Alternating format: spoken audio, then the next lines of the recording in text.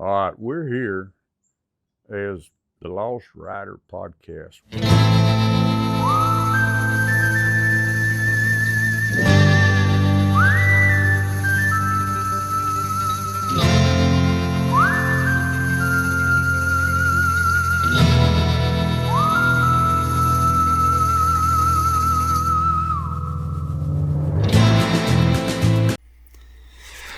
Good morning and welcome to the second half of this week's News from the Camp House. Tell you what, we're here with Erin Weishuhn this morning.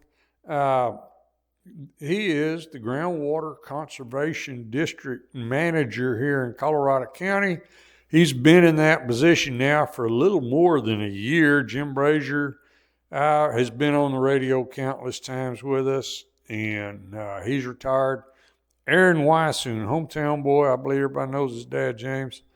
And grew up here in Colorado County, and he's just as much hometown as any of us, and is just as concerned about the river and the aquifers and the water and the ranchers and everybody here. He is just as concerned, and he's the guy to go to if something needs to be explained.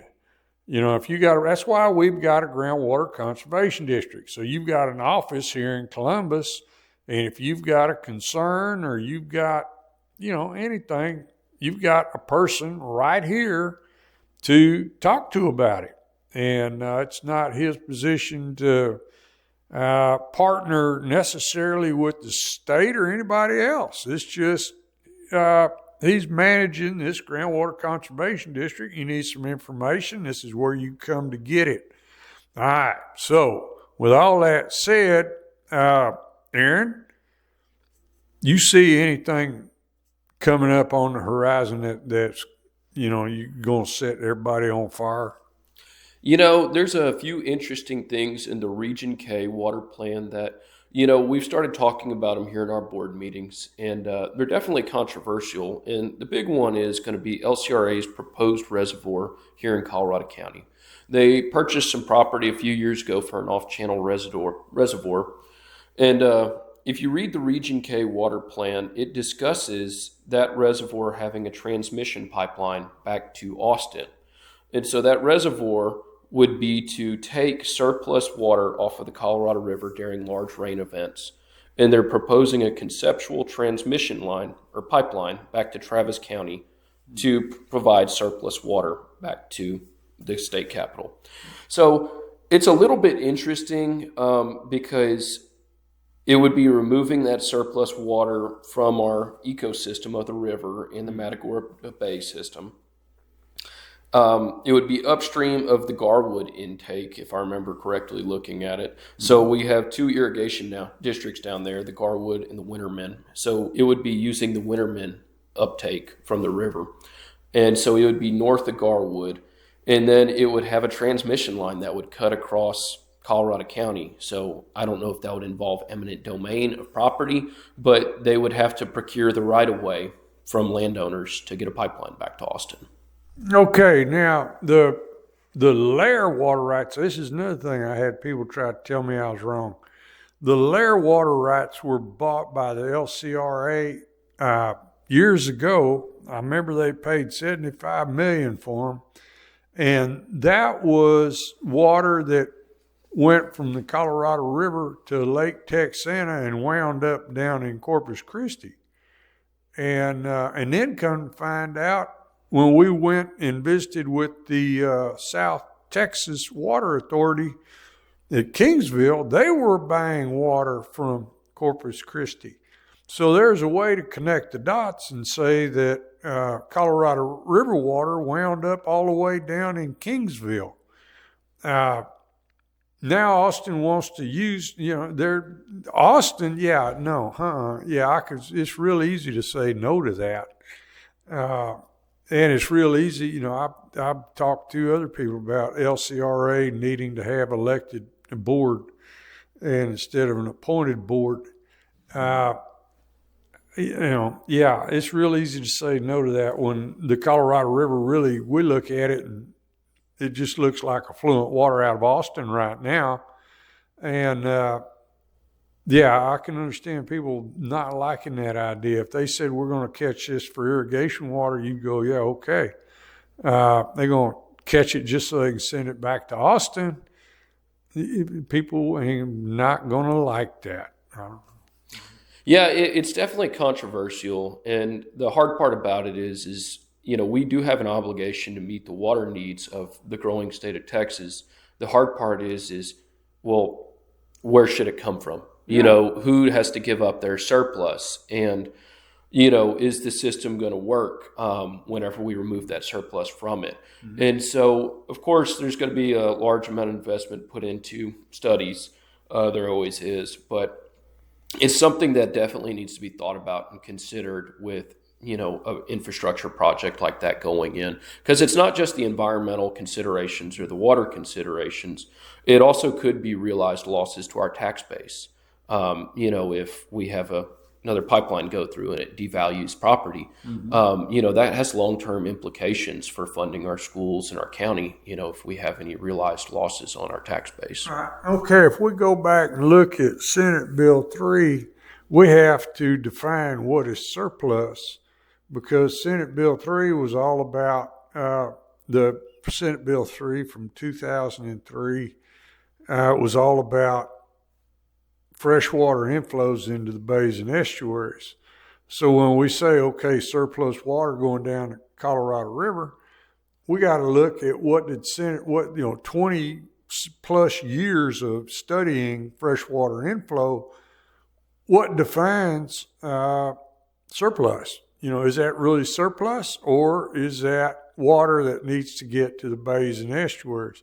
Yeah, there's lots of ways to skin this cat or to argue about it and wonder, are we doing the right, what's the right thing to do?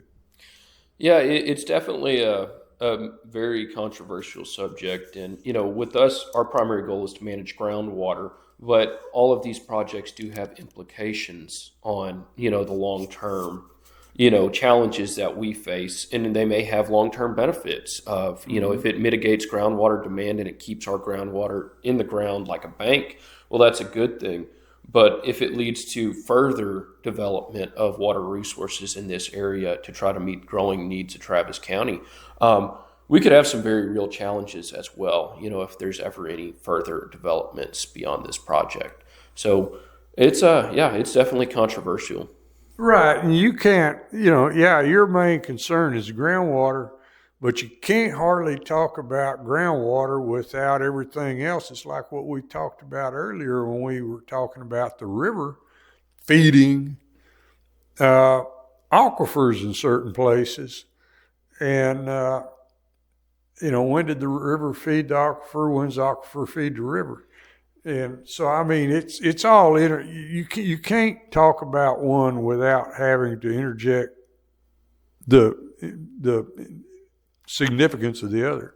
Yes, yeah, and so we're also part of what's called GMA 15, which is Groundwater Management Area 15, and it's a lot of the other counties in the Upper Gulf Coastal Bend area.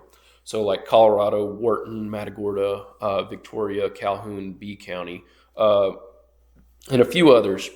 And we had a consultant give a presentation to us on the concept of giving and receiving streams. And basically, this consultant, who's a geologist for our GMA 15 or Groundwater Management Area 15, mm-hmm. is modeling that right now, a lot of our streams in this area are still the aquifer is giving to our streams and rivers. But in the next 8,200 to 100 years, they're estimating our streams will go from getting groundwater discharged into them to receiving water to the aquifers. So our streams will basically be feeding the aquifers instead of the aquifer feeding the streams. Okay, aquifers feeding streams. Okay, that's springs. Okay, so whenever someone's talking about that, you're talking about a spring that feeds a river or creek, Cummins Creek. It's springs that feed the creek. Okay, so what you're saying is it would reach a point where these aquifer gets low enough, the springs quit running, and whatever is coming down the creek in an overflow period is going to feed the spring, which will in turn, go back to replenishing the aquifer. It's not going to replenish it a lot, but that's an easier way to understand it, because we're sitting here talking about various parts of further north you go, how the river feeds these aquifers, and that may be a little hard to understand. It feeds it through gravel stratus and different geological stratus, and that's how your streams feed it. But yeah, it's a little easier to understand if you're just talking about springs. So it's I think we've already lost a lot of springs. It's hard to say because documentation of a lot of those things wasn't done very precisely, like they were done in western states, to where they knew flow rates and amounts that they could take off of these springs. A lot of that wasn't done here in southeast Texas. And just when habitation starting in the 1830s, and they started plowing land for cotton, before John Deere was even a thing, we've drastically changed our landscape. So it's really hard to put a finger on exactly how prolific our springs were here in Colorado County. There's still some out there. You can find them on the northern and western side of the county. Some of them are very beautiful. Some are very red. They got a lot of iron in them, so they look like an iron, colored streak coming down a creek. Yeah. All right.